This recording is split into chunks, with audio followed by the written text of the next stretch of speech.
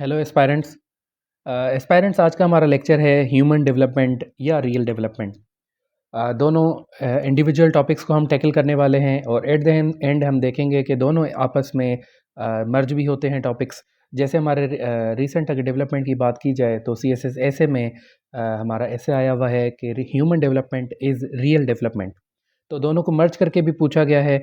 वैसे अगर इंडिविजुअल की बात की जाए तो इन पे ढेर सारे ऐसे हमारे पास पास्ट में आ चुके हैं। तो आज के हम इस टॉपिक में डेफिनेशन देखेंगे, ह्यूमन डेवलपमेंट या रियल डेवलपमेंट के मेजर्स और कंपोनेंट्स देखेंगे। उसके बाद मॉडल कंट्रीज़ देखेंगे कि उन्होंने किस तरह अपनी सिचुएशन से इस तरह की बेहतर की थी और पाकिस्तान के साथ क्या प्रॉब्लम्स हैं और इसका वे फॉरवर्ड। स्टार्ट करते हैं डेफिनेशन से। तो ह्यूमन डेवलपमेंट की डेफिनेशन की बात की जाए तो हमारे पास तीन चीज़ें आती हैं कि इंसान के फ्रीडम्स और इंसान की अपॉर्चुनिटीज़ और हमारी जो हेल्थ की वेल बीइंग है, ये तीनों चीज़ें अगर हम मिलाते हैं तो ह्यूमन डेवलपमेंट बन जाती है। फ्रीडम्स किस तरह के कि हम क्या बनना चाहते हैं, हम ज़िंदगी में क्या ऑक्यूपेशन रखना चाहते हैं और उसके अलावा हम कैसे जीना चाहते हैं। ये सारी चीज़ें मिला के आपकी ह्यूमन डेवलपमेंट बनाती हैं।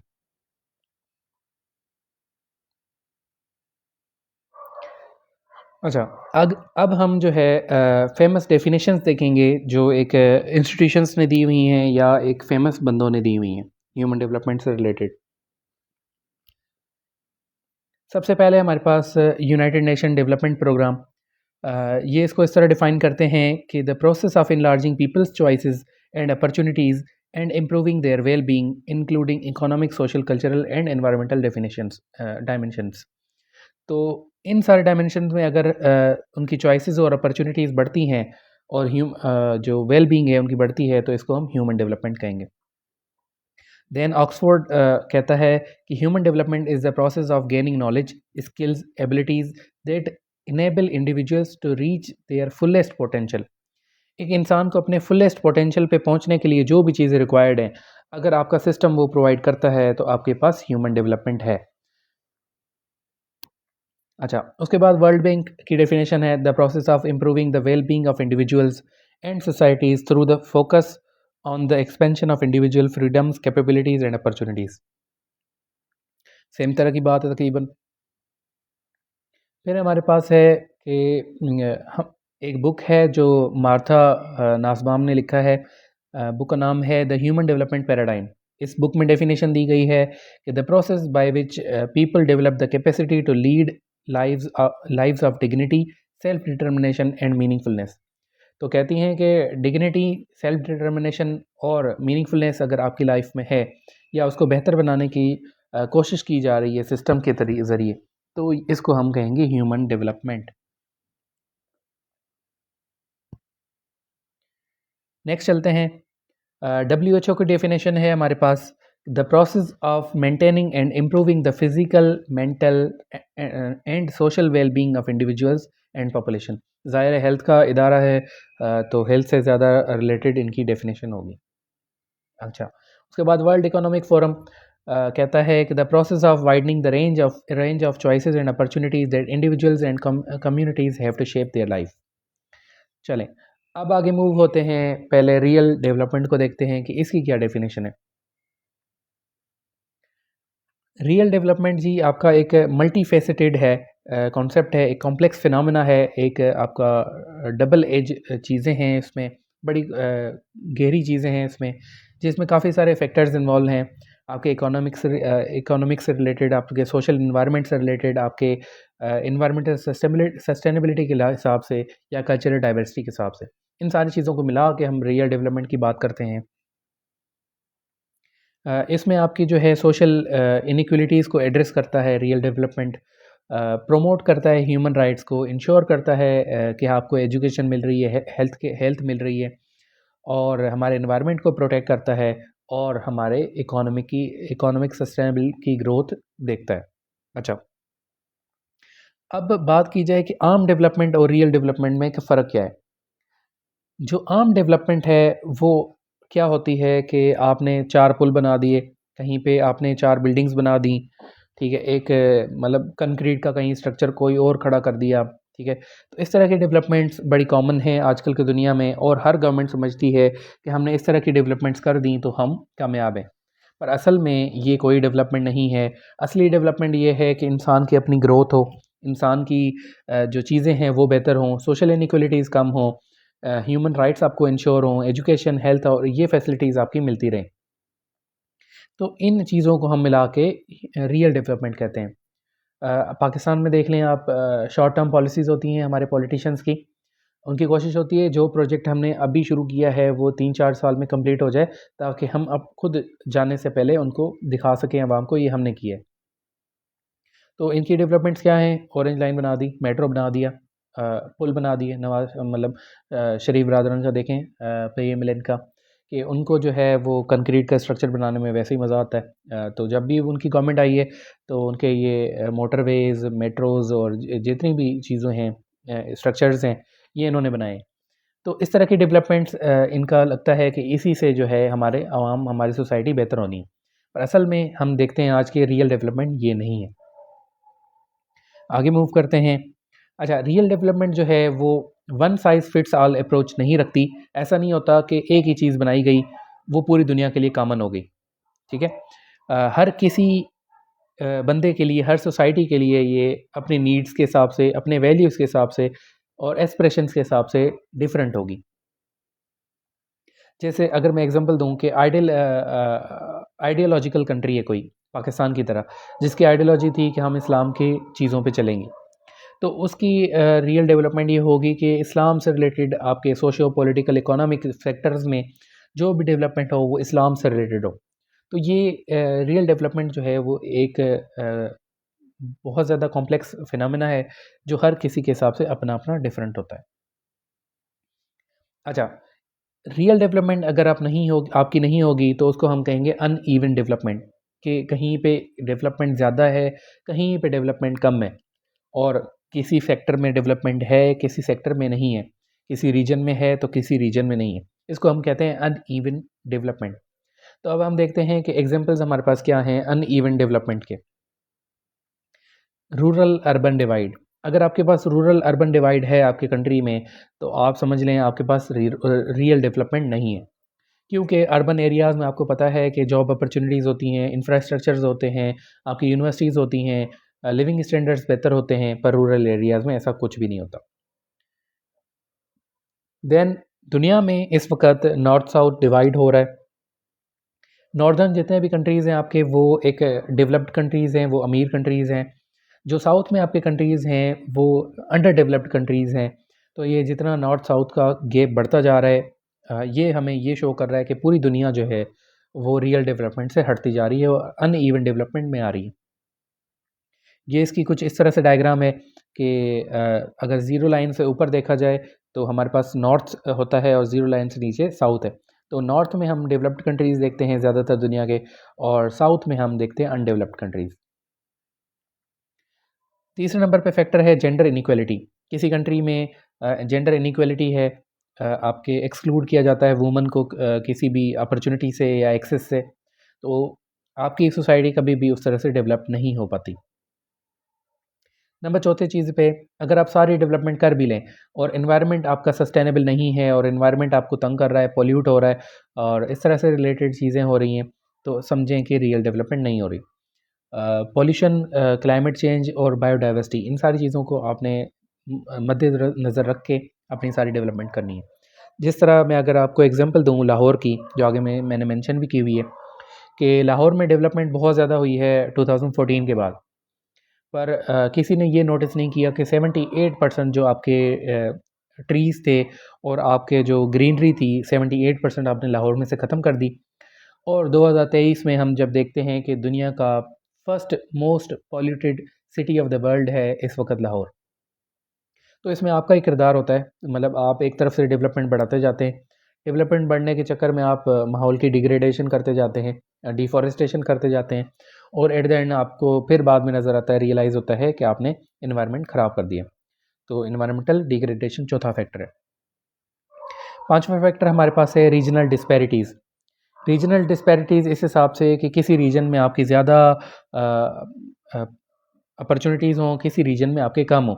अगर इस तरह से होगा तो माइग्रेशन बहुत ज़्यादा होगी, ब्रेन ड्रेन ज़्यादा होगा, अर्बनाइजेशन के कॉन्सेप्ट बढ़ते जाएंगे और इस लिहाज से इन सारी चीज़ों के अपने अपने प्रॉब्लम्स क्रिएट होंगे। रीजनल डिस्पैरिटीज़ किस तरह, मैं आपको एग्जांपल दूं कि इस वक्त पाकिस्तान का पंजाब सूबा जो है वो एक ही है, पर पंजाब में इस वक्त रीजनल डिवाइड हुआ हुआ है। नॉर्थ पंजाब की पास सारी फैसिलिटीज़ हैं इस वक्त, साउथ पंजाब जो है वो उसके बाद अपनी नीड्स पूरी करने के लिए भी फैसिलिटीज़ नहीं है। तो ये इस तरह का जो रीजनल आपका डिस्पैरिटीज़ हैं वो भी आपका शो करता है कि रियल डेवलपमेंट आपके पास नहीं है। देन हम बात करते हैं रिसोर्स डिस्ट्रीब्यूशन की। आपके पास जितने भी रिसोर्सेज हैं, अगर नेचुरल रिसोर्सेज हैं या आप उससे खुद से प्रोड्यूस करते हैं, तो अगर इनकी भी अगर आपने रिसोर्स डिस्ट्रीब्यूशन सही नहीं रखी तो भी आपके पास रियल डेवलपमेंट नहीं है। इसकी मैं एग्जांपल देना चाहूँगा आपको कि जितने भी आपके बलूचिस्तान से रिसोर्सेज निकलते थे उस जब से पाकिस्तान बना है, आप गैस कर लें, कोल कर लें, आप उससे सोना कर लें, जितने भी मेटल्स निकलते थे, चीज़ें निकलती थी, तो पहले का कॉन्सेप्ट ये था कि पूरा वो सेंटर में आ जाती थी और बाकी जहाँ पे नीडफुलनेस हो वहाँ पे लगती थी चीज़ें। तो बलूचिस्तान से एक रिसोर्सेज निकल रहे हैं पर बलूचिस्तान में ही कभी नहीं लगे। आप बलूचिस्तान का आज हाल देखें, 75 साल बाद भी इस तरह लगता है कि कोई डेवलपमेंट नहीं है। 2-4 सिटीज़ के अलावा उनके पास कोई चीज़ ही नहीं है। बंजर पड़ा है, कोई उधर शिफ्ट नहीं होना चाहता, माइग्रेट नहीं होना चाहता। आप सिर्फ अंदाज़ा लगाएं कि 1952 में सुई गैस डिस्कवर हुई है, पर क्वेटा में 1996 में पहली दफ़ा जो है गैस पहुंचती है। मतलब आपके 1952 में गैस जो है वो डिस्कवर हो गई है, कराची में पहुंच जाती है आपके 60 तक, आपके पास इस्लामाबाद तक पहुंच जाती है, लाहौर तक पहुंच जाती है 70 तक, पर जो उनका अपना बलूचिस्तान का कैपिटल है वहाँ पे 96 में पहुंच रही है। तो इससे हमें नज़र आता है कि हम खुद जो है रियल डेवलपमेंट के पीछे नहीं भाग रहे, हमने रिसोर्स की अनइवन डिस्ट्रीब्यूशन की हुई है, कहीं पे ज़्यादा कहीं पे कम। तो इस तरह का माहौल होगा तो भी हम उसको रियल डेवलपमेंट नहीं कहेंगे। नंबर हमारे पास सेवन्थ फैक्टर है इथनिक एंड रेशियल इनइक्वलिटी। अगर आपके इथनिसिटीज़ में और रेसेस में इनइक्वलिटी है, आप किसी को हकारसी नज़र से देखते हैं, आप सोसाइटी में किसी को मतलब छोटा बड़ा समझते हैं, तो ओवरऑल कम्युनिटी को, तो आपकी जो सोसाइटी है वो रियल डेवलपमेंट से दूर है। जिस तरह हम अगर पाकिस्तान की एग्जांपल लें तो पठानों पे जोक बहुत ज़्यादा बनते हैं, ठीक है। और आप देखें कि ओवरऑल सिंधियों को शायद इतना डेवलप नहीं देखा जाता, ठीक है। तो इस तरह से ओवरऑल जो आपका एक इमेज बन जाती है चीज़ों की, रेसिस के बारे में, एथनिसिटीज़ के बारे में, और आगे चल के वही आपको लीड करी होती है दूसरे डिस्क्रिमिनेशन के फैक्टर्स पे। तो ये आपको शो करती है कि आपके पास यूनिटी नहीं है, आप डाइवर्सिटी पे बिलीव नहीं करते और आप एलियनेट करते हैं दूसरों को और एक्सक्लूड करते हैं अपने सिस्टम से। फिर आपके पास टेक्नोलॉजिकल डिवाइड है। ये हमारे पास एक मॉडर्न प्रॉब्लम है। प्रॉब्लम ये है कि काफ़ी बंदे टेक्नोलॉजी पे आ गए हैं, पर इस वक्त काफ़ी ऐसे बंदे हैं जो टेक्नोलॉजी पे नहीं आ सके। तो टेक्नोलॉजी इटसेल्फ एक डिवाइड लेके आ रही है। अर्बन एरियाज़ में आपके पास टेक्नोलॉजी है, वहाँ पे डिफरेंट तरीके से चीज़ें प्रोसीड हो रही हैं, और रूरल में वो एक्सेस ही नहीं है। रूरल में आपके पास अभी तक नेटवर्क नहीं आया, अभी तक इंटरनेट नहीं आया, अभी तक डिवाइसेस नहीं आई, इलेक्ट्रॉनिक्स नहीं आई, चीज़ें ही नहीं आई उनके पास। तो टेक्नोलॉजी की वजह से जितना आपके पास डिवाइड आ रहा है, तो वो एक मज़ीद जो है आपके पास रिसोर्सेज की जो है अनइवन डिस्ट्रीब्यूशन कर देता है। अच्छा, उसके बाद अब हम देखते हैं कि ह्यूमन अनइवन डेवलपमेंट की हम जो बातें कर रहे हैं, इनसे रिलेटेड दुनिया में हमारे पास क्या एग्जांपल्स हैं।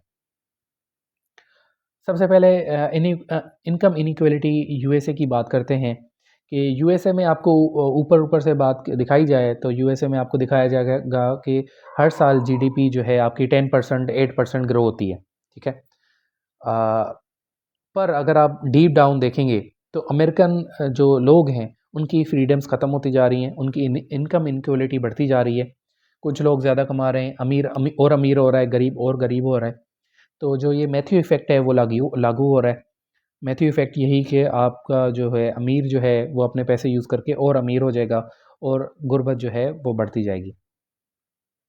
तो ये जो है इसकी एग्ज़ाम्पल ये है कि 2021 में आप अमेरिका की इनकम की पर कैपिटा इनकम देख लें और 2017 की देख लें, आपको डिफ़रेंस नज़र आएगा कि वहाँ के जो लोग हैं वो बैठे-बैठे गरीब होते जा रहे हैं। देन हम लाहौर की डेवलपमेंट की बात कर रहे थे कि लाहौर में हम नो डाउट मानते हैं कि मेट्रो बन गया है, ऑरेंज लाइन बन गया है, आपके पास पुल बहुत ज़्यादा अच्छे हैं, मतलब सीनरीज़ बहुत ज़्यादा अच्छी हैं, रोड बन गए हैं। पर इसके लिए आपने क्या कॉस्ट पे की है? आपने कॉस्ट ये पे की है कि 78% आपका ट्री कवर ख़त्म हो चुका है, टेम्परेचर राइज़ हो चुका है सिटी का, और most polluted city in the world हो गया है आपका लाहौर। देन हमारे पास तीसरी एग्जांपल है अयूब खान का एरा। अयूब खान के एरा में हमने आज तक, अगर पाकिस्तान की बात की जाए तो पाकिस्तान का ये समझा जाता है कि आज तक सबसे ज़्यादा डेवलपमेंट हुई है तो वो अयूब खान के एरा में हुई है, जहाँ पे हमें 6.5% पर ईयर की ग्रोथ नज़र आती है। फर्स्ट टाइम पाकिस्तान में ये हुआ था। पर हमारे जो फेमस इकोनॉमिस्ट हैं महबूबुल हक कहते हैं कि सिर्फ 22 फैमिलीज़ ऐसी थीं जो पाकिस्तान की 70% इंडस्ट्री और 80% बैंक को कंट्रोल करके बैठी थी। तो बकाया 30% जो है पाकिस्तान की इंडस्ट्रीज़ और 20% बैंक, बाकी पूरे पाकिस्तान के पास थी। आप इनइक्वालिटी की हद चेक करें कि सिर्फ 22 फैमिलियों का कंट्रोल रह चुका है पाकिस्तान में। इस वक्त भी यही है, शायद इस वक्त 22 फैमिली नहीं तो 30 हो गई होंगी, 35 हो गई होंगी, पर इस वक्त भी हमारे पास रिसोर्सेज इक्वल डिस्ट्रीब्यूटेड नहीं है। अच्छा, अब बात करते हैं कि रियल डेवलपमेंट की क्या हमारे पास कंपोनेंट्स हैं, ह्यूमन डेवलपमेंट के क्या कंपोनेंट्स हैं। पहले हमने देखा था कि क्या रियल डेवलपमेंट नहीं है, तो उसमें हमने फैक्टर्स देखे थे कि अनइवन डेवलपमेंट के क्या फैक्टर्स हैं। अब हम देखते हैं कि रियल डेवलपमेंट के फैक्टर्स हैं क्या और ह्यूमन डेवलपमेंट के क्या हैं। सबसे पहला फैक्टर है हेल्थ। हेल्थ बेहतर होगी तो जो है आपकी सारी अपॉर्चुनिटीज़ आप अवेल कर सकते हैं। नंबर सेकंड पे है आपकी एजुकेशन। एजुकेशन जितनी बेहतर होगी, आप उतनी ही इकोनॉमी आपकी, उतनी ही सोशल, आप उतनी ही दूसरी चीज़ों में आप डेवलप हो सकते हैं। ठीक है। उसके बाद है जेंडर इक्वलिटी। दोनों जेंडर्स मिलके काम करेंगे तो ही काम बनेगा। जिस तरह एरिस्टोटल का कॉल है कि जी, अगर आप एक बाजू को ट्रेन करें तो जो है आप बेवकूफ़ हैं कि आप दूसरे बाजू को कभी यूज़ ही नहीं कर रहे। तो आपका जो वुमन है वो आपका दूसरा बाजू है, उसको भी आप अनटैप्ड पोटेंशियल को यूटिलाइज़ करें। अच्छा, पॉलिटिकल फ्रीडम्स आपके पास जो है चौथा मेजर है रियल डेवलपमेंट का, कि आपके पास डिसीजन मेकिंग की पावर्स हैं, आपके पास एक्सप्रेस फ्रीडम ऑफ स्पीच के पावर्स हैं, पब्लिक ओपिनियन आप अच्छा रखते हैं, पॉलिटिकल कल्चर आपके पास बेहतर है। इस तरह के जो फैक्टर्स हैं वो आपके अगर अच्छे हैं पॉलिटिकल फ्रीडम के, तो भी मतलब आपके पास कह सकते हैं कि रियल डेवलपमेंट या ह्यूमन डेवलपमेंट है। सोशल इंक्लूजन, सारी सोसाइटीज़ आपस में इंक्लूड हो, कोई रिलीजन के बिना पे आपके डिस्पैरिटी ना हो, इथनिसिटी के बिना पे, रेसिस के बिना पे, या एज के, डिसेबिलिटी के, कोई आपके पास डिस्क्रिमिनेशन ना हो, आप सारों को इक्वल समझें, तो आप सोसाइटी को एक मोर इंक्लूसिव बना सकते हैं। अच्छा, छठे नंबर पे हमारे पास ह्यूमन डेवलपमेंट का फैक्टर है इन्वायरमेंटल सस्टेनेबिलिटी। आपने इन्वायरमेंट को भी जहन में रख के आपने अपनी फ्यूचर जनरेशन्स के बारे में सोचना है और मज़ीद डेवलपमेंट करनी है। अच्छा, उसके बाद है कल्चरल डाइवर्सिटी को आपने प्रमोट करना है और प्रिजर्व करना है। इससे फ़ायदा आपका इकोनॉमिक भी है, सोशल भी है। सोशल ये है कि आप डाइवर्स जितने होंगे, डिफरेंस ऑफ ओपिनियन उतना आएगा और उतनी सोसाइटी ग्रो करेगी। अगर इकोनॉमिक्स की बात की जाए तो आपकी कल्चरल जो इंडस्ट्री है और टूरिज़्म है, बहुत ज़्यादा जो है आपको इकोनॉमी जनरेट करके देता है। तो जितनी आप कल्चरल डाइवर्सिटी रखेंगे, उतनी आपकी इकोनॉमी उतनी ज़्यादा जनरेट होगी। देन हमारे पास है ह्यूमन सिक्योरिटी। इंसान आपका अगर सिक्योर है किसी भी वायलेंस से, कन्फ्लिक्ट से, थ्रेट से, तो और अपनी उसकी मेंटल वेलबींग ठीक है, और कोई आपको इनइक्वलिटी नहीं समझता और कॉम्प्लेक्सेस कोई नहीं है उसके पास, तो आप ज़्यादा ग्रो कर सकते हैं, आप ज़्यादा ह्यूमन डेवलपमेंट की तरफ जा सकते हैं।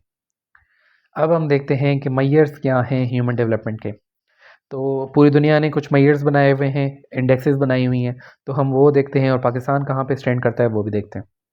ह्यूमन डेवलपमेंट इंडेक्स, ये जी अब हमारे पाकिस्तान के महबूबुल हक साहब ने दिया था पूरी दुनिया को। इस वक्त HDI जो है पूरी दुनिया में यूटिलाइज़ होती है और उससे मेजर किया जाता है कि आप कितने डेवलप्ड हैं।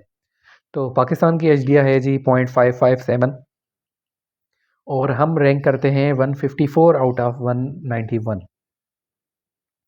जेंडर डेवलपमेंट इंडेक्स जेंडर की इनइक्वालिटी मेजर करने के लिए है। हमारा वैल्यू है 0.693। पाकिस्तान जो है 150 आउट ऑफ 191 स्कोर कर रखता है इस वक्त। फिर है हमारे पास मल्टी डायमेंशनल पावर्टी इंडेक्स। इसमें हम पावर्टी को मेजर करते हैं, जो भी हमारी मार्जिनलाइज्ड पॉपुलेशन है उसको मेजर करते हैं। इस वक्त हमारी जो पावर्टी है वो उसमें इंडेक्स में 0.152 वैल्यू है हमारा, और 87th पोजीशन है आउट ऑफ 107 कंट्रीज़ में। देन है हमारे पास लाइफ एक्सपेक्टेंसी एट बर्थ, इंसान कितना एक ज़्यादा ज़िंदा रह सकता है। तो पाकिस्तान में एवरेज जो उम्र है वो 67.3 ईयर्स है एक आम बंदे की जो भी पैदा हो रहा है, और इस तरह हम 147 आउट ऑफ 190 पे इस वक्त खड़े। फिर है हमारे पास gross national income GNI per capita. तो पर कैपिटा हम जो है एक आम एवरेज इंसान $1420 जो है पर ईयर कमा रहा है, जो कि 156 पोजीशन पे हमें पाकिस्तान लागू होता है यहाँ पे 190 में से। एजुकेशन इंडेक्स की बात की जाए तो 164 पोजीशन पे हैं आउट ऑफ 190 पे। तो ओवरऑल आपने देखा कि हमारे सारे इंडेक्सेस में वीक पोजीशंस हैं और हमारे पास रियल डेवलपमेंट और ह्यूमन डेवलपमेंट पे काम नहीं हो रहा। तो अब हम देखते हैं कि प्रॉब्लम्स क्या हैं पाकिस्तान की, रिसोर्स मैनेजमेंट क्यों वीक है, और हम क्यों रियल डेवलपमेंट और ह्यूमन डेवलपमेंट को नहीं देख पा रहे सही से। तो जी पहला हमारा मसला है कि हम टेक्निकल एजुकेशन पे काम नहीं कर रहे। हम एक थियोरेटिकल एजुकेशन पे बहुत ज़्यादा काम कर रहे हैं जो मतलब पुराने ज़माने में होता था। हम 100 साल पुरानी चीज़ें पढ़ रहे हैं, हम आज की चीज़ें नहीं पढ़ रहे। हमारा जो आजकल इंजीनियर है, आज का इंजीनियर अगर पास आउट होकर निकलता है तो उसको कोई भी ऐसी स्किल्स नहीं मिल रही जो अपनी वो स्किल्स डायरेक्ट बेच के इंडस्ट्री में पैसे कमा ले। पर फिर भी उसको 2 साल 2.5 साल जो है स्किल डेवलपमेंट करने में लगते हैं, फिर जाके एक बंदा जो है एजुकेशन के ज़रिए काम सीखता है। और इससे बेहतर है कि आप जो है एक मैकेनिक के पास एक बंदे को छोड़ दें, आप 7 महीने में वो सारा एक बाइक का गाड़ी का काम सीख जाएगा। तो टेक्निकल एजुकेशन पे आपने एम्फेसिस रखना है कि आप जल्दी से अपनी एबिलिटीज़ स्किल्स ग्रो करके उनको बेचना शुरू करें। फिर है हमारे पास negative impacts of corruption nepotism. Corruption nepotism हमारे सोसाइटीज़ में बहुत ज़्यादा है। हम अपने एथनिसिटीज़ को वैल्यूज़ बहुत ज़्यादा दे रहे हैं। हम दूसरे एथनिसिटीज़ को या दूसरे लोगों को एक्सक्लूड करते हैं। डिस्क्रिमिनेशन हमारे पास बहुत ज़्यादा है, ये अपना है वो पराया है, ये जो है मेरा सगा है, करीब है, ग्राई है, जो भी हमारे पास चीज़ें हैं, ठीक है। तो उससे हमारे पास करप्शन बहुत ज़्यादा बढ़ती है, और करप्शन के अपने मसाइल हैं जिस वजह से हम ग्रो नहीं कर रहे। इंफ्रास्ट्रक्चर की कमी है पाकिस्तान में, रिसोर्सेज की कमी है। हमारे पास एक वर्किंग एनवायरनमेंट नहीं है कि हम काम कर सकें। हमारे पास रिसोर्सेज नहीं है, हम ऑलरेडी जो है बैंकरप्ट हो चुके हैं, हमने ऑलरेडी बहुत ज़्यादा कर्जा ले लिया है। तो हमारे पास इतने रिसोर्सेज नहीं है कि दोबारा से हम ट्राई करें, एक अच्छी ट्राई करें। फिर हमारे पास है फिर हमारे पास है absence of moral booster in society. तो हमारे पास जो मोरल बूस्टर्स है, मतलब कोई आपके पास ऐसी चीज़ नहीं है जिस पे आप ओवरऑल सोसाइटी में फ़ख्र करें, ठीक है। आपका सर बुलंद हो, डिग्निटी आपकी मेंटेन हो, सेल्फ सफिशिएंसी आपकी मेंटेन हो, आप सेल्फ इस्टीम मेंटेन हो आपकी, जिससे आप आगे मोटिवेटेड होकर काम करें। तो हमारी सोसाइटी में इसकी भी एब्सेंस है। कोई हमारे पास ओरेटर अच्छे नहीं है, ठीक है। कोई आपके पास लीडर अच्छे नहीं है जो आपको बूस्ट करते रहें सोसाइटी में डेवलप होने के लिए। लेक ऑफ पॉलिटिकल विल है आपके पास। अ, आपके जो पॉलिटिकल लीडर्स हैं वो इस कंट्री को अच्छा बनाना ही नहीं चाहते। शायद उनकी इतनी अयाशियाँ लगी हुई हैं कि वो समझते हैं कि जैसे ही हमने ह्यूमन डेवलपमेंट को लेके आएंगे, इंसान जो है वो ज़्यादा ग्रो करेगा, तो हमारी अयाशियाँ उतनी कम होती जाएंगी। फिर है हमारे पास absence of entrepreneurship in society. हमारे पास नए बिजनेसेस नहीं ओपन हो रहे, ईज़ ऑफ डूइंग बिजनेस कोई भी नहीं है हमारे पास, ख़त्म हो चुकी हैं चीज़ें, और पुरानी एक चीज़ें चल रही हैं। एंटरप्रेन्योरशिप जितनी बढ़ेगी, जितनी हम मार्केट में चीज़ें सेल करना शुरू करेंगे, उतनी हमारी सोसाइटी ग्रो करेगी। फिर हमारा प्रॉब्लम है ब्रेन ड्रेन का। सिर्फ आप 2022 की बात करें तो 2022 में 8 मिलियन लोग जो है पाकिस्तान छोड़ के दूसरे कंट्रीज़ में गए हैं, जॉब अपॉर्चुनिटीज़ मिला के, स्कॉलरशिप्स और कारपोरेट फिलंथ्रॉपी के चक्कर में। तो 8 मिलियन बंदे आपके छोड़ के गए हैं। 8 मिलियन से जो आपके पास पैसा आया था 2022 में, वो था 10% आपका जीडीपी पाकिस्तान का। बहुत ज़्यादा है। पर ब्रेन ड्रेन से आप डरते इसलिए हैं कि वो शुरू के 4-5 साल तो जो है पाकिस्तान में पैसे भेजते हैं, बाद में अपनी फैमिलीज़ उधर ही शिफ्ट कर देते हैं। तो आपके जो एक क्वालिटी माइंड से आपके पास एक यूज़फुल माइंड से पाकिस्तान में वो सारे ब्रेन ड्रेन होके चले जाते हैं। वो बाद में फैमिलीज़ भी शिफ्ट कर लेते हैं, तो हमारे पास रेमिटेंसेस भी नहीं आते। फिर हमारे पास जेंडर बायस बहुत ज़्यादा है। हमने वुमन को बिल्कुल ही एक्सक्लूड किया हुआ है इकोनॉमी से। हम उनको काम नहीं करने देते, एजुकेट ही नहीं होने देते, हेल्थ ही बेहतर नहीं करते उनकी चीज़ों की। तो हमारे पास ये भी एक अनटैप्ड पोटेंशियल है जिसको हम एक्सप्लॉइट कर सकते हैं। अब देखते हैं कि अनइवन डेवलपमेंट जो है वो कैसे रेसिपी ऑफ डिस्ट्रक्शन है। पाकिस्तान को ऐसे कौन-कौन से नुकसान हुए हैं इस अनइवन डेवलपमेंट्स की वजह से। अच्छा, सबसे पहले मैं जो है इसमें आपको एक सबसे बेस्ट इस वीडियो का पार्ट दिखाना चाहता हूँ, ठीक है? इसमें ये है कि एम आर काज़मी अपनी बुक में लिखते हैं अ कंसाइज़ हिस्ट्री ऑफ पाकिस्तान में कि शेख मुजीबुर रहमान ने 1960 में विज़िट किया था इस्लामाबाद को। शेख मुजीबुर रहमान आपके उस वक़्त के ईस्ट पाकिस्तान का हेड था, ठीक है? जो आपका बांग्लादेश है। तो उसने विज़िट किया था आपके 1960 में और उसने एक ताना मारा था हमारे जो है अयूब खान को। उसने कहा था कि आपकी इस्लामाबाद की डेवलपमेंट में मुझे जूट की जो है गंदम की जो है वो स्मेल आ रही है। उसका कहने का मतलब ये था कि आपकी गंदम जो है जूट जो है वो सबसे ज़्यादा प्रोड्यूस हो रही है बांग्लादेश में, ठीक है? यानी ईस्ट पाकिस्तान में। उसकी सारी कमाई आपने जो है वेस्ट पाकिस्तान में, इस्लामाबाद में, लाहौर में, कराची में लगा दी है और आपने बांग्लादेश में कुछ भी नहीं लगाया, ईस्ट पाकिस्तान में कुछ भी नहीं लगाया, ठीक है? तो इस वक़्त का बलूचिस्तान देख लें, बलूचिस्तान में हमने कुछ भी नहीं लगाया जिस तरह, उस वक़्त हमने इसी तरह ईस्ट पाकिस्तान को एक्सक्लूड करके रखा था, ठीक है? तो उस वक़्त देखें जब ये उसने एक ताना मारा है अयूब खान को, तो किसको पता था कि 10 साल में अगले 10 साल में सिर्फ़ पाकिस्तान 2 हिस्सों में टूट जाएगा, ठीक है? आपकी अनइवन डेवलपमेंट का पोटेंशियल ही इतना ज़्यादा होता है कि आपको तोड़ देती है चीज़ें, ठीक है? ख़त्म कर देती हैं।